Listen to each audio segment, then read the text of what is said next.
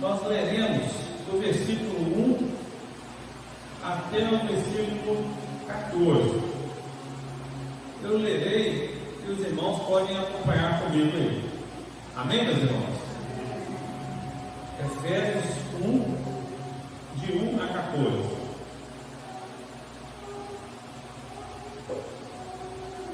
Diz assim a palavra do Senhor: Paulo, apóstolo de Cristo Jesus, por vontade de Deus, aos santos que vivem em Éfeso e fiéis em Cristo Jesus, graças a vós outros e paz da parte de Deus, vosso Pai e do Senhor Jesus Cristo.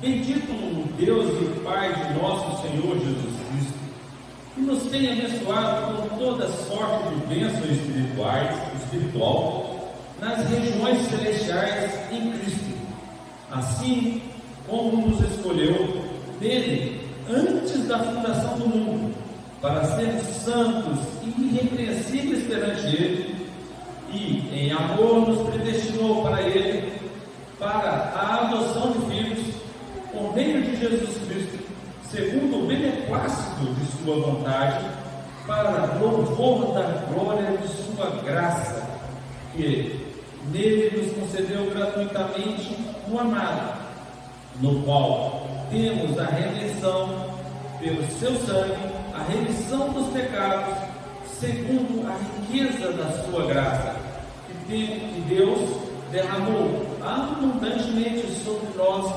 em toda a sabedoria e prudência, desvendando-nos o mistério da sua vontade, segundo o seu beneplácito, que propusera em Cristo, de fazer convergir nele, na dispensação da plenitude dos tempos, todas as coisas, tanto os do céu como os da terra, nele digo, no qual fomos também feitos herança, predestinados segundo o propósito daqueles que faz todas as coisas conforme o conselho da sua vontade, a fim de sermos para o louvor da sua glória. Nós, o que de antemão esperamos em Cristo, em quem também vós, depois de ouvirdes a palavra da verdade, o evangelho da vossa salvação, tendo nele também crido, fosse selado com o Santo Espírito da promessa, o qual é o penhor da vossa herança, até ao resgate da sua propriedade, em louvor da sua glória. Amém. Precisa de fôlego. Se não perceberam, é um parágrafo grande, mas é a palavra revelada por intermédio do nosso apóstolo Paulo. O apóstolo Paulo escreve aos irmãos de Éfeso no período que ele estava preso em Roma. E ele escreve essa carta com um destino, ele tem um remetente. Vamos lá. Apóstolo Paulo, Cristo Jesus, pela vontade de Deus. Então, o remetente é o apóstolo Paulo. Ele destina para quem? Aos santos e fiéis de Cristo Jesus, que estão em monte, lá em Éfeso. E ele tem um objetivo nessa carta: a vocês a graça e a paz da parte de Deus, nosso Pai e do Senhor Jesus Cristo. Deixa claro que essa aqui é a vontade dele, mas ele vem nos derramar uma sequência também de bênçãos espirituais em Cristo Jesus. E essa sequência de bênçãos, ele fala da fonte das bênçãos, depois da natureza das nossas bênçãos e as esferas que essas bênçãos têm. Nós vamos comentar sobre isso, como o apóstolo desenvolve isso.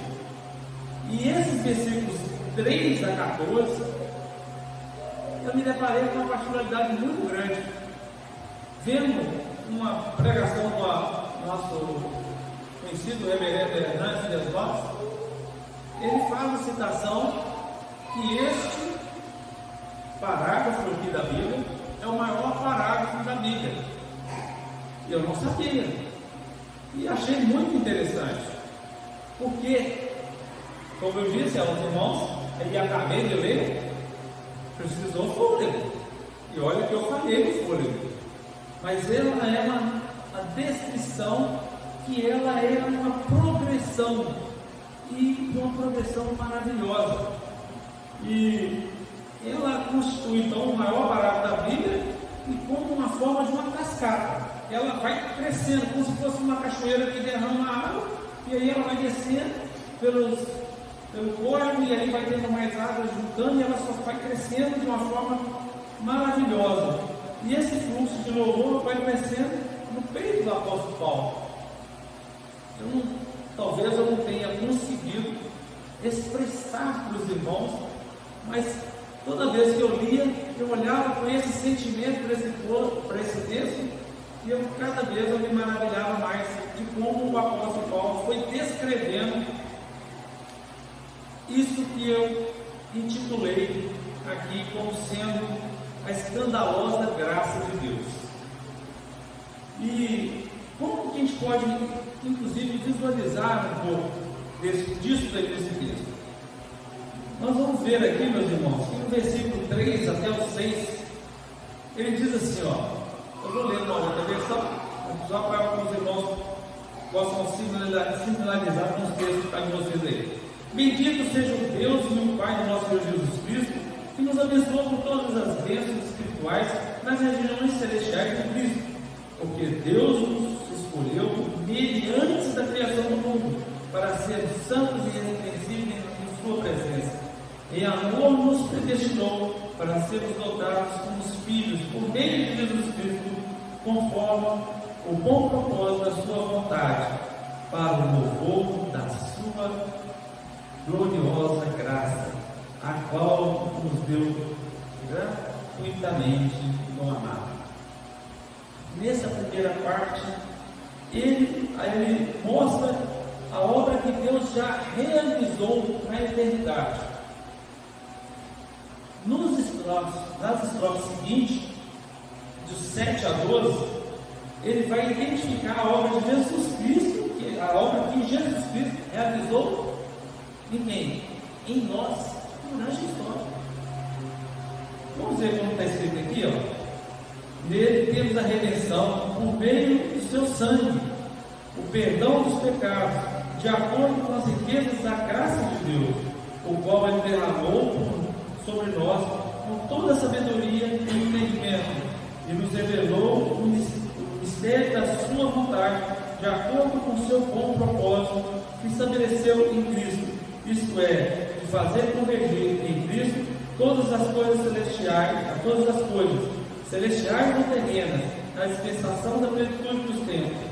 Neles fomos também escolhidos, tendo sido predestinados conforme o plano daquele que faz todas as coisas segundo o propósito da sua vontade, a fim de que nós, o que primeiro esperamos em Cristo, sejamos para quê?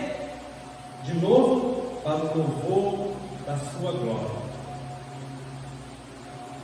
Vocês vão observar que eu chamei de destaque agora de novo aqui para o louvor da sua glória, porque como se fosse um cântico, ele agora termina agora de novo essa estrofe com para louvor da sua glória.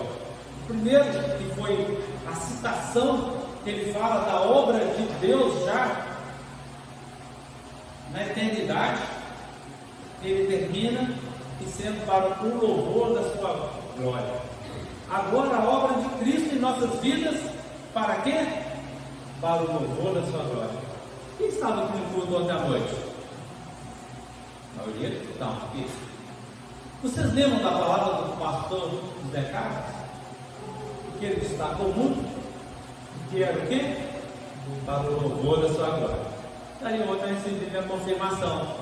Senhor, a palavra que eu estou preparando é a palavra que o Senhor quer? E aí, quando eu estava lá atrás, ouvindo, eu falei assim: o Senhor tem misericórdia sobre a minha vida, porque como muitos pedem prova do Senhor, o Senhor trouxe aqui de uma forma maravilhosa na revelação da sua palavra sobre a minha vida. que era para louvor da sua glória. E mais uma estrofe, que não seria muito diferente, e ele põe então essa narrativa, falando então no primeiro, a obra de Deus já na eternidade, agora ele falou da obra de Cristo já em nós. Quem está faltando? Ele olha para a obra do Espírito Santo em nós. São aí nos versículos 13 e 14.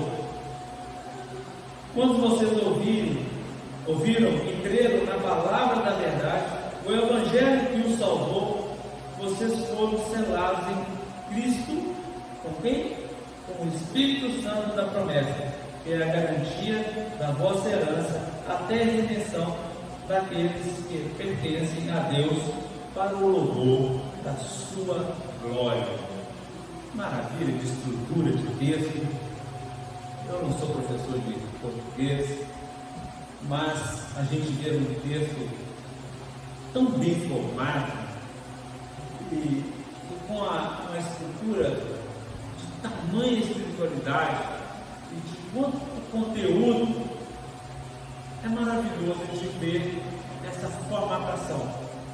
Mas o que o Senhor nos chamou essa noite para trazer aos irmãos está no ponto do versículo 7,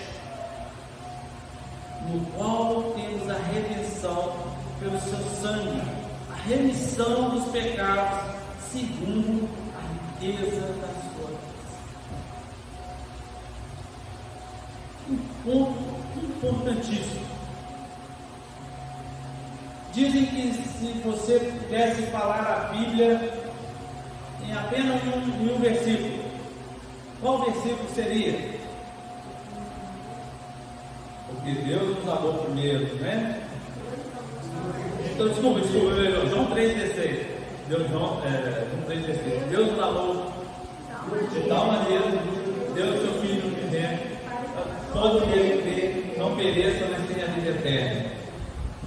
Gente, verdades maravilhosas estão aqui na Bíblia, mas esta verdade que nós acabamos de ler, ela é muito especial. Por quê? Nós vemos que nós somos amados, perdoados e abençoados por Deus. Olha a descrição das palavras que estão aqui, na qual nós temos a redenção. O que é redenção? Libertação. Nós somos libertados. Quando eu disse para os irmãos aqui, e com toda certeza eu não sou diferente de ninguém, eu nasci em pecado, eu ainda não tinha tido um encontro com Deus. Ele me encontrou, ele olhou para mim de uma maneira especial, e olhou para mim e ele me libertou dos pecados, porque eu não tenho capacidade nenhuma por mim mesmo de libertar dos meus pecados, mas ele tem, e ele me libertou de umas condições, me fazendo mais uma coisa especial, me dando a remissão dos pecados em Cristo Jesus, uma expressão de amor tão especial. Quando veio a mim este entendimento, eu fiquei extremamente maravilhado. Por quê? Eram pesos que estavam sobre minha perna. E eu acredito que não seria e não é diferente para muitos que ainda não tiveram esse encontro com Cristo e não tiveram a alegria e a oportunidade de desfrutar dessa escandalosa graça sobre nossas vidas. Porque não existe nada que possamos fazer para que Deus nos ame, mas Ele nos amou primeiro. Ele fez esse amor que é imutável, Ele é incondicional e Ele não muda. Por mais que eu ainda continue com o pecado sobre mim, o amor dele por mim não muda. Olha que condição impressionante, porque quando eu olho, porque Deus olhou para mim e Ele achou graça sobre a minha vida, eu fico perguntando assim, por quê?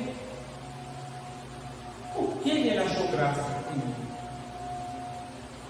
Não tem. É porque ele me amou primeiro. Ele escolheu me amar.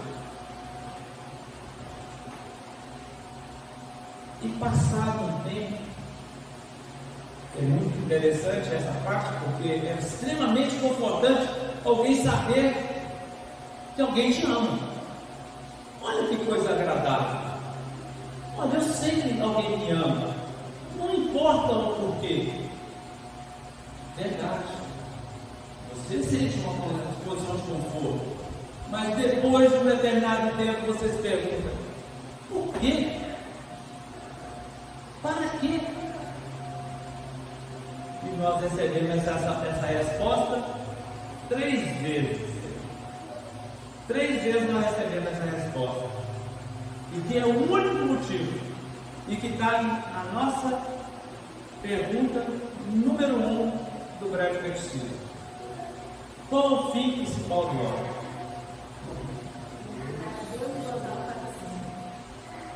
Vamos falar novamente? Qual é o fim principal do homem? Glorificar a Deus e gozar da sua existência para sempre.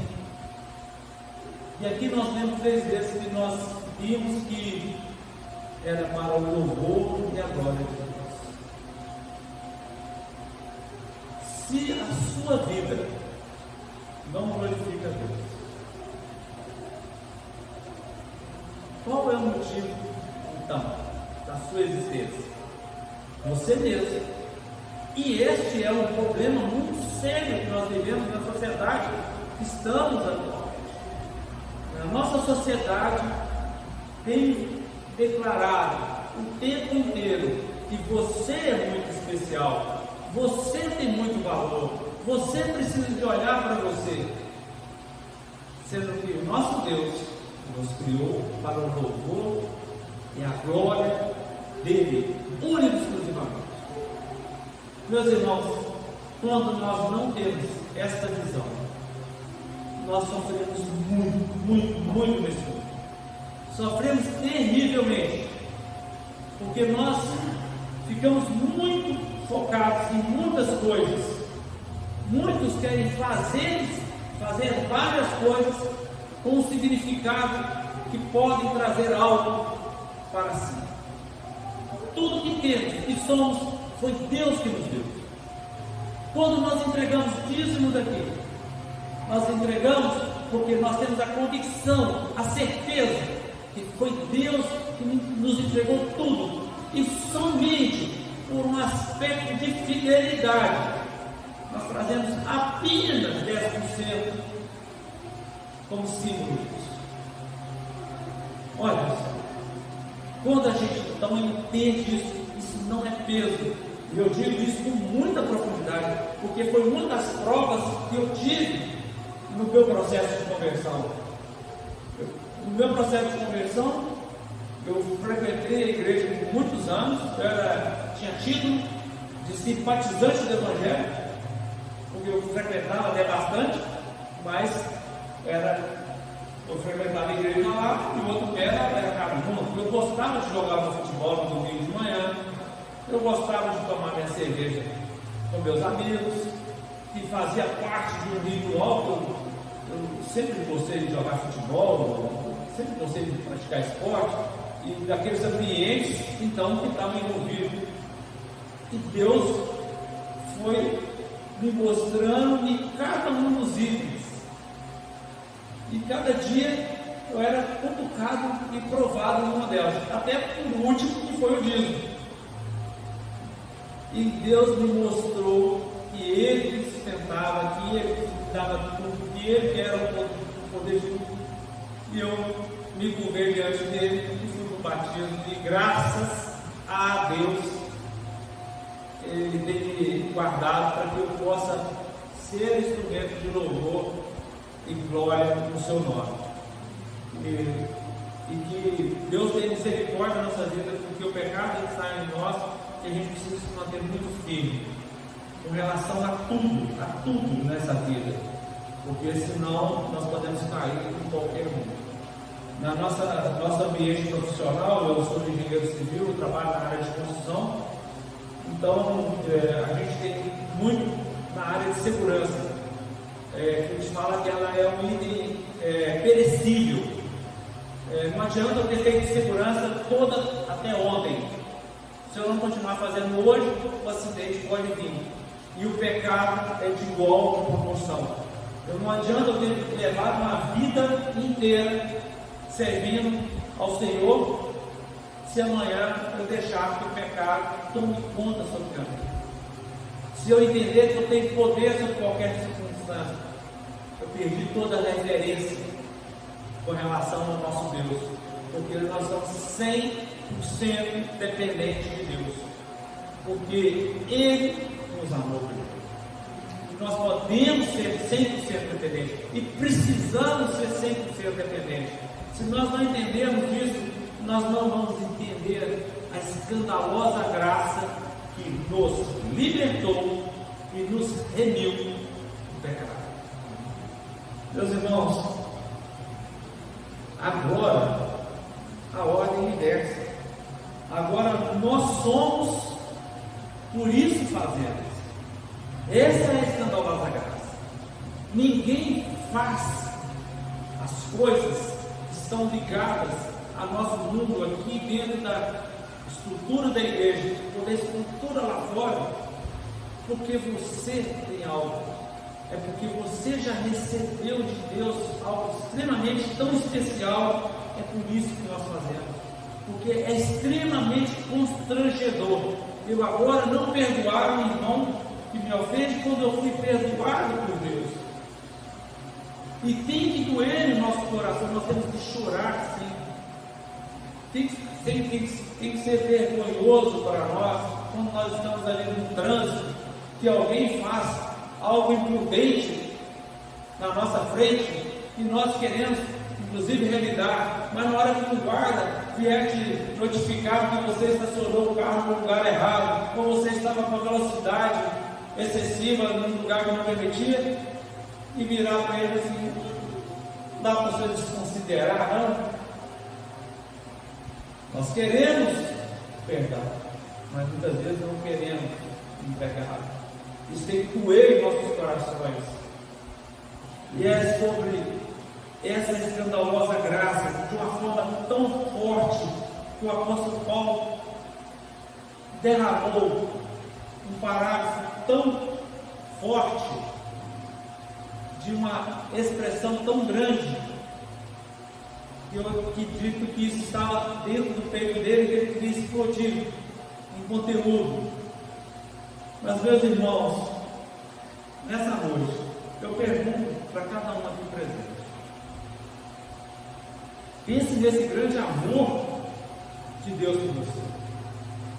Você se sente amado por Deus e liberto por Ele? Você tem essa certeza em seu coração? Você está convicto disso? Ou você está carregando pesos em suas pernas pelos seus dedos? Eu tenho a certeza. Amém. Porque nós estamos aqui juntos, meus irmãos. Nós precisamos ter a nossa certeza para com isso.